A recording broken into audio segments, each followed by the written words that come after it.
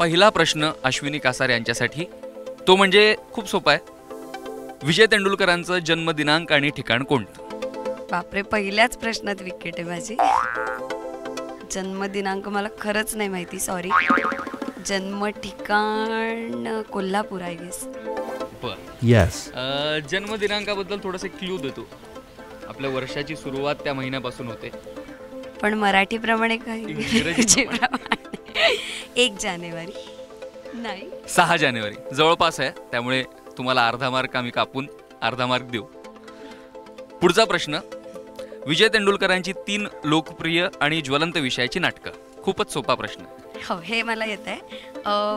गिधाडे, शांतता कोर्ट चालू आहे, पुरुष, कमला तेवढं ज्वलंत नव्हतं पण आहेच, आम्ही करतोय त्यामुळे. बरोबर आहे उत्तर तुझं. सखाराम बाइंडर ही आहे त्यात, घाशीराम कोतवाली आहे त्यात. हा थोडासा अवघड प्रश्न, पण आपण ही मालिका करतोय त्यामुळे मला सांग, विजय तेंडुलकरांनी कोणत्या मालिकेसाठी लेखन केलं होतं? मालिकेसाठी रजनी नाही, रजनीमध्ये प्रिया तेंडुलकर होत्या, बरोबर आहे, त्यांची मुलगी होती, पण त्याचं लेखन त्यांनी केलेलं नव्हतं. स्वयंसिद्धा नावाची एक मालिका होती, त्याच्यामध्ये त्यांनी लेखन केलेलं होतं. पुढचा प्रश्न अश्विनी कासार, 3 हिंदी चित्रपटांसाठी पटकथा लिहिली होती त्यांनी. अनेक चित्रपटांसाठी लिहिली होती, पण 3 चित्रपटांची नावं सांग. कमला. हे सोपं उत्तर, हे उत्तर आम्ही मान्य करणार नाही. पण याच्यामध्ये चातुर्य, माझं व्यवहार चातुर्य कळलं पाहिजे.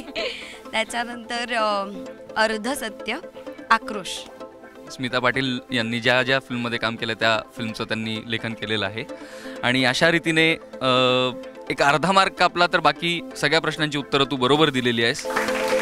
त्याच्यासाठी तुझा आज लवकर पॅकअप करण्यात येईल. नमस्कार, मी अक्षर कोठारी.